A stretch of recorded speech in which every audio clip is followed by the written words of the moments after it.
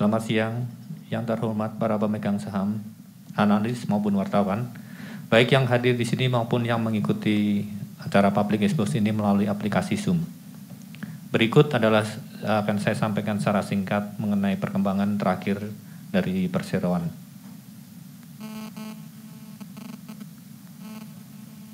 PT Carnpopa Indonesia Tbk atau Perseroan merupakan perusahaan yang bergerak di bidang usaha produksi pakan ternak, peternakan unggas, dan makanan olahan. Didirikan pada tahun 1972 oleh Carnpopa Group, sebuah grup bisnis yang sudah mendunia. Kami adalah market leader di industri kami dengan track record lebih dari 50 tahun. Dengan kondisi ini, kami berada di posisi yang paling baik untuk memanfaatkan peluang di industri agribisnis Indonesia.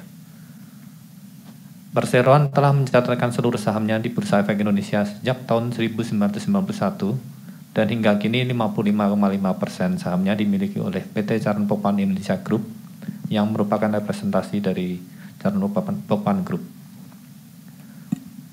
Produksi dan distribusi pakan ternak dilakukan sendiri oleh Perseroan, sedangkan untuk kegiatan usaha peternakan unggas yang menghasilkan DO Chicks, ayam pedaging, dan telur ayam dilakukan oleh entitas anak dari Perseroan. Di bisnis makan olahan, produksi dan distribusi dilakukan sendiri oleh Perseroan. Saat ini, Perseroan memiliki 9 pabrik pakan ternak yang terletak di Balaraja, Lampung, Medan, Cirebon, Semarang 2 unit, Sidoarjo 2 unit, dan Makassar. Sedangkan untuk fasilitas pembibitan DO Chick dan hatchery, kami memiliki sebanyak masing-masing 133 dan 52 unit yang tersebar di hampir seluruh provinsi di Indonesia. Untuk makanan olahan, hingga saat ini kami memiliki 10 unit yang berlokasi di Cikande, Medan, Salatiga, Surabaya, Mojokerto, Bandung, dan Bali.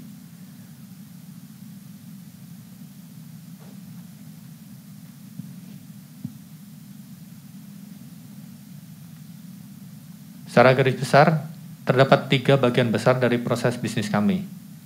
Yang pertama adalah pabrik pakan ternak, yang mayoritas bahan bakunya adalah jagung dan bungkil kacang kedelai. Pakan ternak ini selain dijual ke peternak mandiri dan kepada peternak mitra kami, pakan ternak ini juga menjadi bahan baku dari unit bisnis kami yang lainnya, yaitu peternakan unggas.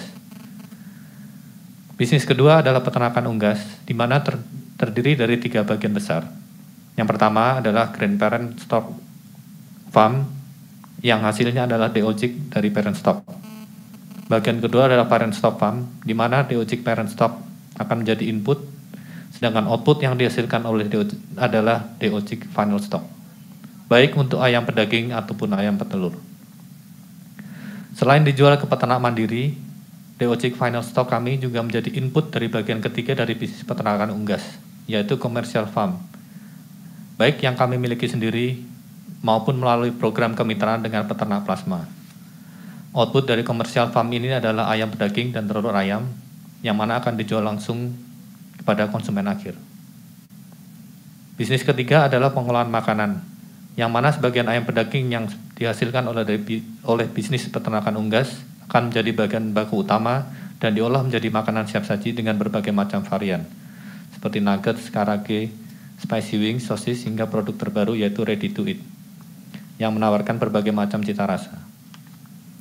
Perseroan juga memiliki jaringan toko yang menjual produk makanan siap saji tersebut dengan nama Prima Fresh Mart, yang saat ini telah memiliki banyak gerai di Pulau Sumatera, Jawa, dan Bali.